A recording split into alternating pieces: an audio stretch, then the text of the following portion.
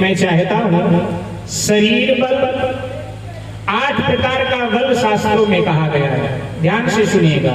शरीर बल, विद्या बल, चातुर्य बल, धन बल, शस्त्र बल, शौर्य बल, मनोबल और धर्म बल, ये 8 हुआ। इन्हीं 8 शक्तियों का सामूहिक नाम ही दुर्गा है। एक बार जय जयकार कीजिएगा, बोलिए दुर्गा मैया की, मां भवानी की जय। 2 पैर हैं मां के, पांव 2 हैं, श्रद्धा और विश्वास के प्रतीक हैं। युद्ध के समय मां 18 भुजाओं में होती है, वैसे मां 8 भुजाओं में होती है। उसका चिंतन कर लेते हैं।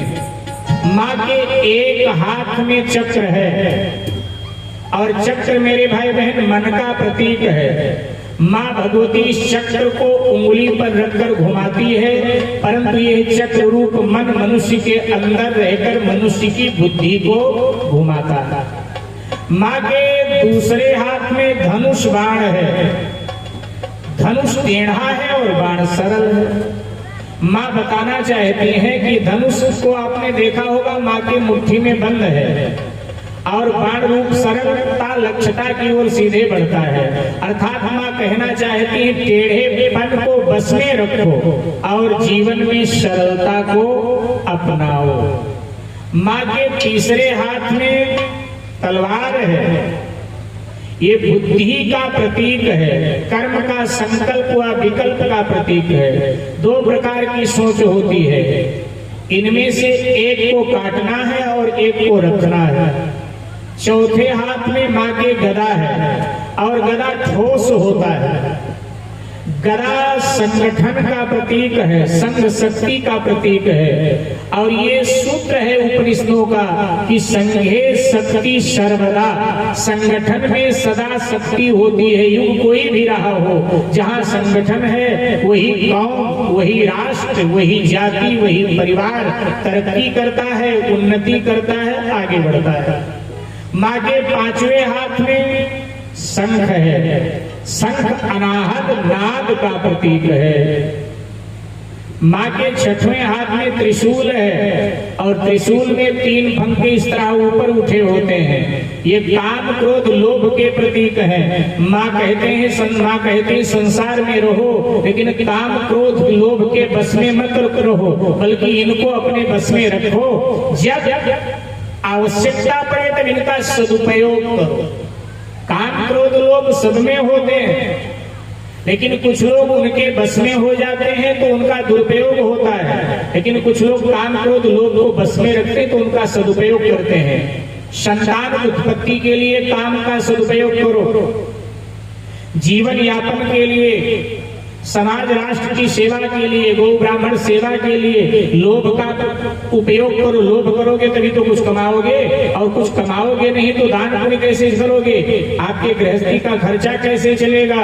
तो इसलिए सदुपयोग करें काम का, क्रोध का, बुराई पर क्रोध करो। अगर बुराई पर आपने क्रोध नहीं किया फिर तो बुराई अच्छाई को मिटा देगी। इसलिए बुराई कहीं दिखे तो क्रोध करो, लेकिन हमेशा क्रोध में तने मत रहो। कई लोग हमेशा क्रोध में तने रहते हैं, और जो हमेशा क्रोध में तने रहते हैं ना, उनके चेहरे बिगड़ जाते हैं, देखने लायक नहीं रह जाते हैं चेहरे, जीवन का स्वर बिगड़ जाता है। ये जो वाद्य यंत्र होते हैं ना, ढोलक है, नगाड़ा है या तबला है, सितार है, तो इनको जब बजाना होता है तो संगीतकार लोग इनको चढ़ाते हैं, और जब कार्यक्रम समाप्त हो जाता है तो धीरे से उतार देते हैं। अगर आप पूछो कि उतारते क्यों हो, तो कहते हैं अगर चढ़ाई छोड़ देंगे तो इनका स्वर बिगड़ जाएगा, इसलिए उतार देते हैं। जब जरूरत पड़े तो चढ़ा देते हैं, तो जब जरूरत पड़े तभी क्रोध में आओ, तभी चढ़ाओ अपने आप को। हमेशा चढ़े रहोगे क्रोध में तो जीवन का स्वर बिगड़ जाएगा। हमने देखा, यहाँ की महिला मंडल का हमें इतना नहीं पता है, लेकिन हमने अक्सर महिला मंडल की ढोलक देखी है। महिला मंडल की जो ढोलक होती है ना, उसको हमने देखी है, उस ढोलक का स्वर बिगड़ जाता है। कमेटी वाले ढोलक मंगा के देते हैं, माता कह रही ढोलक खराब हो गई तो नई ढोलक आ जाती है। लेकिन अब एक बार वो चढ़ाई जाती, इसके बाद में तो उतारी जाती ही नहीं है। और जब उतारी जाती नहीं है तो उसका स्वर बिगड़ जाता है। 2 महीने बाद ढोलक फिर खराब हो जाती है, या तो बनवाई जाती है या नहीं मंगाई जाती है। लेकिन इन कलाकारों की जो ढोलक तबला होता है ना, वो बरसों तक चलता है, 20-20 बरस तक चलता है। क्यों? क्योंकि चढ़ाते और उतारते रहते हैं। तो ऐसे ही जीवन में क्रोध का सदुपयोग करो। कोई गलत बात, कुछ ऐसा देखा आपके बच्चे अनुशासनहीनता कर रहे हैं, कुछ ऐसा, तो जरूर क्रोध करें। लेकिन हमेशा क्रोध में अगर तने रहोगे तो जीवन का स्वर बिगड़ेगा, आपका चेहरा भी बिगड़ेगा। इसलिए इनका सदुपयोग हो, हमेशा चढ़े मत रहो, कभी कभी मुस्कुराइए, मुस्कुराइए। भाई आप फोटो खिंचवाने जाते हैं तो कैमरामैन क्या कहता है आपको? प्लीज स्माइल, मुस्कुराइए, क्योंकि मुस्कुराएंगे तो चित्र अच्छा आएगा, और मुंह चढ़ा करके रखोगे तो चित्र बिगड़ जाएगा। तो हमेशा क्रोध में चढ़े रहोगे तो जीवन का चित्र बिगड़ जाएगा।